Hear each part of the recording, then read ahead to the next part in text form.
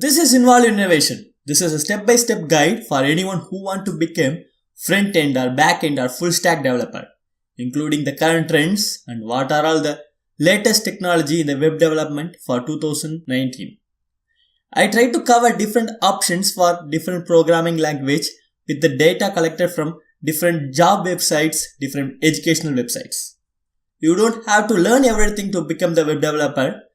Choose one path and try to master the technology, languages, frameworks and tools in that path. I will be giving my personal suggestions as well, which are based on my personal experience. I will be creating tutorials for all the major technologies in this channel and will be updating it in the description. So watch out for tutorials in the description and subscribe to this channel to get notified when I release a new video. First we will see about 3 basic building blocks of web development. These are essential to become a web developer.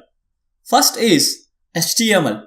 Hypertext Markup Language is a standard markup language for creating web pages and web applications. Every website we see in browser has a layout written in the HTML. HTML is the base for all the web applications. In HTML, need to learn about various HTML tags. This won't take much time. 1 week is more than enough to learn the HTML semantics. Next is CSS, Cascading Style Sheets. It's a style sheet language used for describing the presentation of a web page. It deals more with the design and aesthetic look. First need to understand the various selectors used to select the HTML element, various styling attributes, flexbox and CSS grid, animation and transitions. Responsive layout is very much mandatory in current world where the website can be viewed in different display sizes. For example, in mobile, tablets, desktop or even in television. In responsive layout, the primary thing is learning about different viewports. Viewport is nothing but the screen size. Learning about different sizing options available. Example, rem, pixels, ps and em. Once you are comfortable with the CSS, switch over to CSS frameworks, which not only simplifies the styling but also makes it responsive. Probably this will take around 2-3 weeks because I want you to have an hands-on in CSS and HTML. Try to build some static web pages with the knowledge which you got from HTML and CSS. I strongly believe having the strong knowledge in CSS helps in customizing this framework to fit in your needs. My personal suggestion is work on a moderate size project completely with pure CSS without using any framework. This not only makes you proficient, it also makes you understand about various frameworks and to understand which fits to your needs. There are various CSS frameworks available in the market right now. Bootstrap, Foundation, Materialize, Bulma, Pure, Milligram, Semantic UI, UI Kit. There are enormous. I will take 3 key frameworks from this list. Out of this, the 3 are Bootstrap, Materialize and Foundation. Bootstrap, the current version is 4 and it has around 130,000 GitHub stars. Bootstrap is the most popular HTML, CSS and JavaScript framework for developing responsive mobile-first projects on the web. Bootstrap has really great documentation backed by very big community support. Bootstrap brings a lot of out-of-the-box features, making it ideal for people with less CSS experience. Example, backend developer who doesn't have any good knowledge on front-end, he can easily adapt Bootstrap. But this also makes your website very generic. So you can able to generically identify whether this site is developed with Bootstrap or not. It has UI components. The UI components are heavily customizable. Mobile first approach. On the downside, Bootstrap sometimes seems like more verbose. Next we will see about Foundation. The latest version is 6 and it has 27,000 GitHub stars and around 6,000 folks. Foundation, many might not aware of this framework, but this framework is really growing at good pace. It also uses responsive grid and mobile first approach. Like Bootstrap, if you want to build a website with very unique design, then Foundation is for you. Unlike Bootstrap, for Foundation you should have good knowledge on CSS. Materialize. Materialize has 34,000 GitHub stars and 4,000 forks. As the name suggests, it uses Google's Material Design. If you are not aware of Material Design, look out for this Google websites which is built with Material Design. If you want to build a website with Google's Material Design look, then Materialize is for you. Now selecting one among these three frameworks is purely project based, but I will just give the verdict. If you want to build a website with very unique design, then Foundation is for you, which also has a very good documentation. If you like Google themed web pages, then Materialize is for you. If you want to build some website really fast and if you are aiming for some jobs readily, then Bootstrap is perfect. Based on these use cases, you can pick one. But if you ask me for a framework which has good job opportunity, then Bootstrap. Nearly 8,000 plus companies use Bootstrap. Next is CSS preprocessor. This is optional. Once you get very much familiar with CSS and framework, then you can go to preprocessors. CSS is primitive and incomplete. Building a function and reusing a definition or inheritance are hard to achieve. For bigger project or complex systems, maintenance is a very big problem if you use CSS alone. On the other hand, web is evolving at a rapid pace. New specs are being introduced to HTML as well as CSS. Browsers apply these specs while they are in proposal state with their special vendor prefixes. In some cases, coding with vendor-specific properties become a burden. You have to add all different vendor versions for a single result. Preprocessors, with their advanced features, help to achieve writing reusable, maintainable, and extensible codes in CSS. By using a preprocessor, you can easily increase your productivity and decrease the amount of code you are writing in a project. There are a lot of CSS preprocessors. In this, we will discuss about three main CSS preprocessors. They are Less, SASS, and Stylus. Less has 15,000 GitHub stars and it has 3,000 forks. Less, which stands for Linear Style Sheets, is a backward compatible language extension for CSS. Next, we will see about SASS. SASS, which has 11,000 GitHub stars and 1,900 forks. SASS, which stands for Syntactically Awesome Style Sheet. It is uniquely designed to be compatible with all versions of CSS. It follows an imperative styling pattern, which implies that you get to specific how things get done. SASS has a wider range of functionalities and features that enable developers to do amazing things and implement very complex algorithms with lesser difficulty. However, this comes at the expense of maintaining a CSS-like look all around. Stylus, which has 9,000k GitHub stars, 1,000 forks, Stylus offers a bit more expressiveness while maintaining a much more concise syntax. Verdict: SASS and Stylus are most programmatic in nature and permit advanced logic and algorithms. They allow us to write custom functions. I will go with SASS because it has the largest adoption and active community. Popular front-end frameworks like Angular, Vue, and React use it. Third pillar in building block is JavaScript.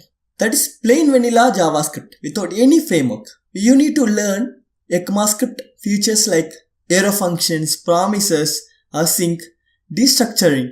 At least the basics of JavaScript is essential, even if you are going to use Java or Python or PHP.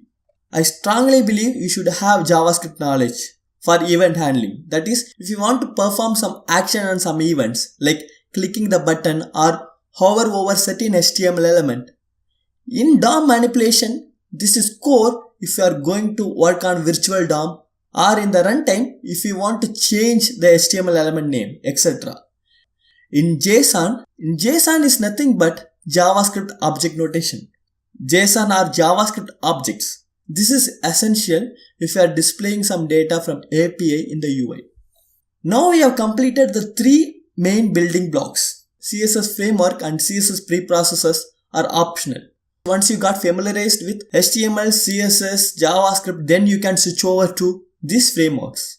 I have one more important thing, that is version control. Version control is a system that records changes to a file or set of files over time. so that you can recall specific versions later. This is absolutely mandatory when you are working in a collaborative environment or fairly complex application in which you need to take daily backup of your code. Git is miles ahead in this as of now. There is no big competitor to Git as of now. Some other notable competitors, but as of now, these are way behind. They are SVN, Mercurial and CVS. GitHub, GitLab, Bitbucket are implemented in Git. Microsoft know the potential it gonna bring, so only it bought GitHub for a whopping $7.5 billion. There are a variety of Git tools available which simplifies the version control like Tortoise, Git and a number of Git tools. My personal suggestion is to learn the Git commands and use Git bash or command prompt. It has slightly steep learning curve, but I bet that is worth your time. Now, if you know HTML, CSS, JavaScript and basics of version control, then I feel you are good for entry-level front-end developer jobs. Even if you don't learn the CSS framework or CSS preprocessors, that is completely fine to become an entry-level front-end developer. You can start your journey with some simple freelancing websites by building some static websites. But I feel you are not ready for enterprise level job at this stage. Now we will see how to become a full-fledged front-end developer. Now you can take different routes. In this section, we will see what if you want to choose JavaScript as your programming language for web development. This is where all the modern web development heading to. There are a number of JavaScript frameworks. Now, even you can become a full stack web developer with JavaScript. Every year, JavaScript is growing at a rapid pace. It is very evident from the number of JavaScript frameworks and libraries released every year. For the 5th consecutive year, JavaScript stays in the first position in the GitHub languages used. Key benefits of using JavaScript as programming language for web development are: it can be used to build hybrid applications. Hybrid applications are the application which can be adapted to mobiles, browsers, desktop, televisions, IoT and whatnot, to everything. Only one code base and you can write softwares to all these platforms. That is hybrid application. Easy to learn. Learning a single programming language for both server side and UI is very big advantage. And JavaScript is comparatively easy if you are a new programmer, and thus making it ideal for a startup which has lot of freshers in it. Good community support. Since lot of big players in the market now using JavaScript in their production, it is proven and you get tons of resources online. JavaScript libraries. There are a lot of useful libraries in JavaScript, out of which notable to learn are jQuery. jQuery is a fast, small and feature-rich JavaScript library. It makes things like HTML document traversal and manipulation, event handling, animation and Ajax much more simpler with easy to use API that works across multitude of browsers. D3JS if you want to use JavaScript for data visualization, or if you want to show some graphical representation of your data. Now we will dive into the very big concept, JavaScript frameworks. JavaScript frameworks are used to speed up the development, and it also improves the code quality and improves performance. Some of the functionality which takes one line in framework needs 100 lines in plain vanilla JavaScript. There are various frameworks available in the market right now. They are, but not limited to, React, Vue, Angular, Amber, Backbone, Preact, Polymer, and much more. Based on State of JS website, developer satisfaction level towards the JavaScript framework has increased 3.8 in 2016, 3.8 in 2017, 4.3 in 2018. There are various frameworks which came and gone, but some got matured to become more efficient out of the many JavaScript frameworks. For the year 2019, there are 3 main competitors. They are React, Vue, and Angular. Angular is slightly declining. I will say why when we discuss more. React, which has around 118,000 stars in GitHub and 21,000 forks in GitHub. React is declarative, efficient, and flexible JavaScript library for building user interfaces. React is created by Facebook. According to State of JS, 90% of people who used React will use it again. That clearly states people are happy with React. They want to use this framework continuously. The top 3 benefits are elegant programming style, fast rendering, and good documentation. React is the top tagged technology in GitHub in 2018.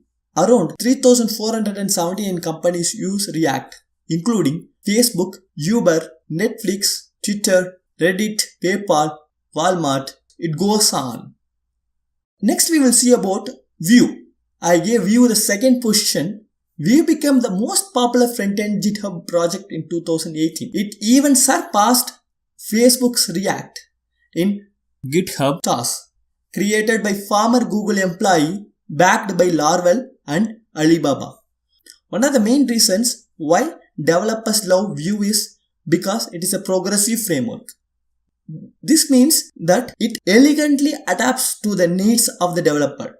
But Vue particularly works because it picks up the best choices and possibilities that other frameworks like AngularJS, React.js, and Knockout.js provide.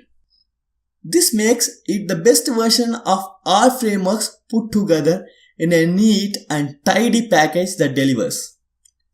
Vue 3 is proposed to use TypeScript, which might increase its popularity and adaptability even further. According to State of JS, 91% of people who used Vue will use it again, which is great. 851 companies use Vue. Major advantage of Vue are its very small size and very easy to learn. Time to switch from Angular or React is low. Since Vue is comparatively new when compared to Angular and React, resources and documentation are comparatively less.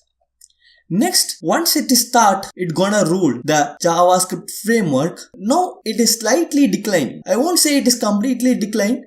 This might change in 2019 because Angular promised to release new version every 6 months.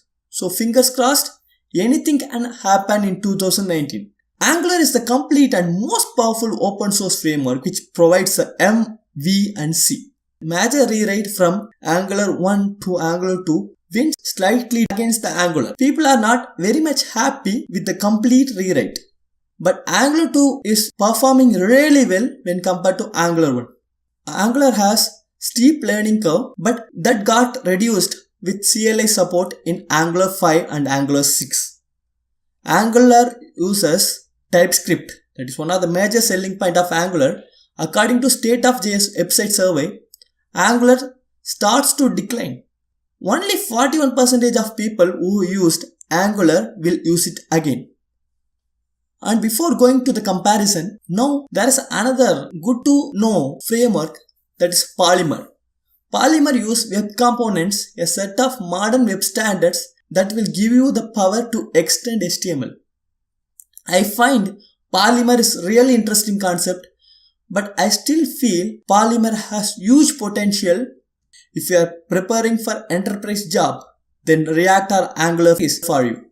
Because based on the analysis I have done, for React, you can find 57,899 jobs in Indeed alone, 3,498 jobs in Dice, 53,674 jobs in LinkedIn. Similarly, for Angular, you can able to find 17,337 jobs in Indeed, 4,661 jobs in LinkedIn, 4,661 jobs in Dice, 30,679 jobs in LinkedIn.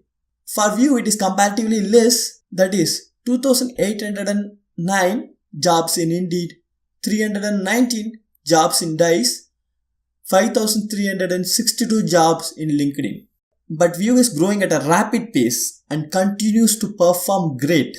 If you see, the number of companies which adapts Vue are very high when compared to Angular. That is, 3,479 companies use React, including some of the great players like Facebook, Uber, Netflix, Twitter, Reddit, PayPal and Walmart. Vue is used by 851 companies, including Alibaba. Angular is used by 263 companies, including Google, Forbes, VueX and Weather.com. The potential Vue gives is enormous. If you are trying to learn a new software and if you are looking to excel in your career, I think you should start with Vue. If you are looking for a great career with more growing opportunity, React and Vue are the best options. I personally feel React and Vue are neck to neck, but React wins with slight margin since it is adopted by huge number of companies and job opportunity it provides currently. But each framework has their own advantage. Selecting a framework is purely based on the use case. In some of the use case, Angular fits in perfectly, then React or Vue. So selecting the framework is purely based on the use case and based on the website which you are going to build. Next is state management. What is state management and why we need it? Most libraries like React, Angular, Vue are built with a way for components to internally manage their state without any need for an external library or tool. It does well for application with few components, but as the application grows bigger, managing states shared across components becomes a tedious task. Example, what happens when a state has to be shared between components that are far apart in the component tree? The state has to be passed from one component to another until it gets to where it is needed. There are various state management frameworks available, out of which the notables are Redux and Context API for React, NGRX for Angular, VueX for Vue. At the end of 2019, I personally feel this will surpass Redux, that is GraphQL, which is built by Facebook, Apollo, which is a GraphQL client. Now we will see about this state management tools in detail. Redux is a predictable state container for JavaScript and React application. It helps you write applications that behave consistent, run in different environments, client or server or native application, and are easy to test. This is leading by some distance when compared to all other state containers. As I mentioned earlier, GraphQL will surely get very high visibility in coming years considering its potential, and moreover, choosing a state container is more based on what framework you use. For example, if you use Angular framework, using NGRX is more relevant. Similarly, if you use Vue, using VueX is more relevant. So it's purely based on the framework you use. My personal suggestion is start with Redux and gradually move towards GraphQL, which has very high potential. The key concepts to learn in state management framework are immutable state, stores, reducers, mutations, getters, actions, and observables. Next, package manager. Now we are gonna see more optional things. This makes your life easy when you are developing a very big application.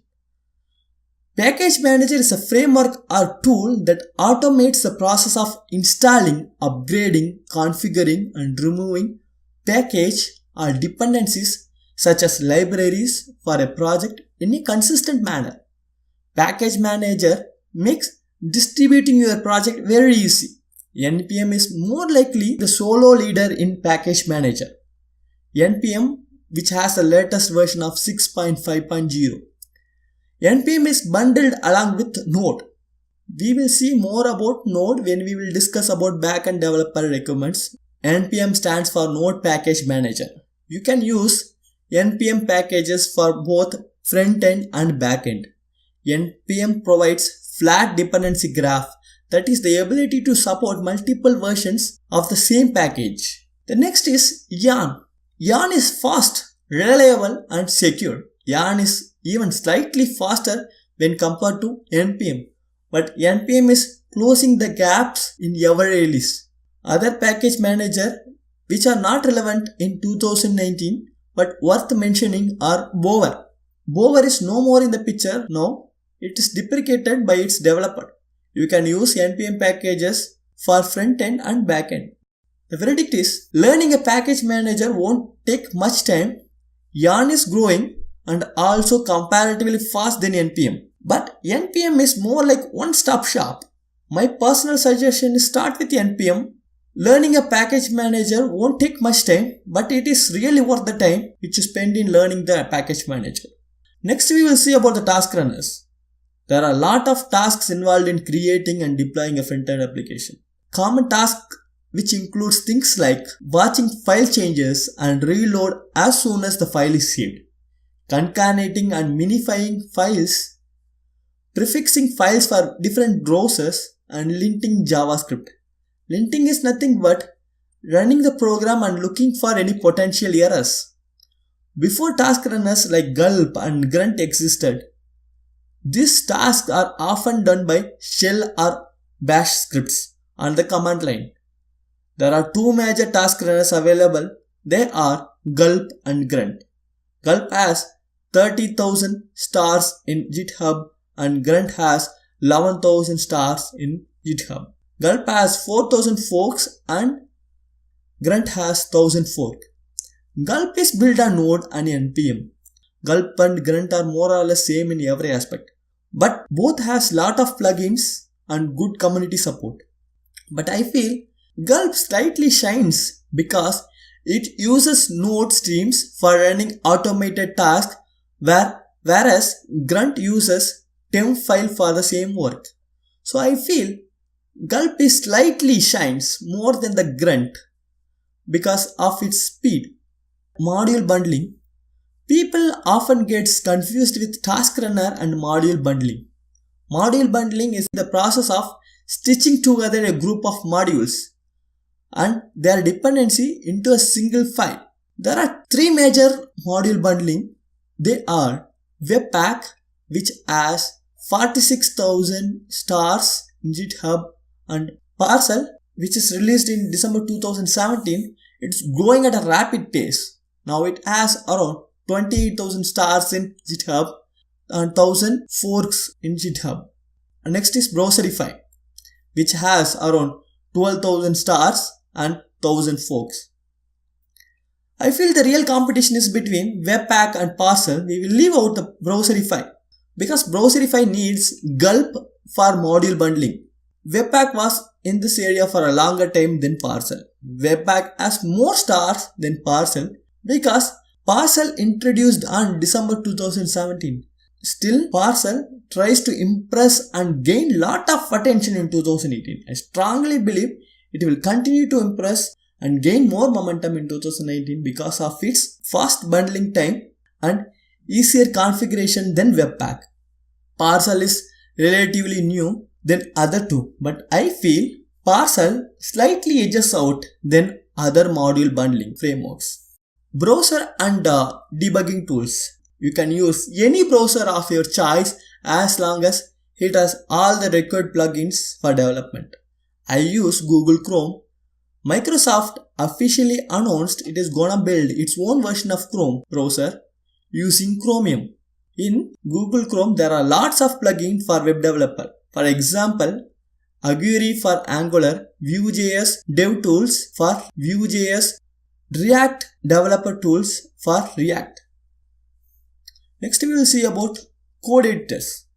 This plays a key role in productivity. An IDE must be lightweight and it must increase the productivity by providing various plugins and auto-completion features. In IDE for web development, Microsoft's Visual Studio is widely used for development. It is loved by a lot of developers around the globe. It is free, followed by Sublime Text, followed by traditional Vim and Electron-based Atom.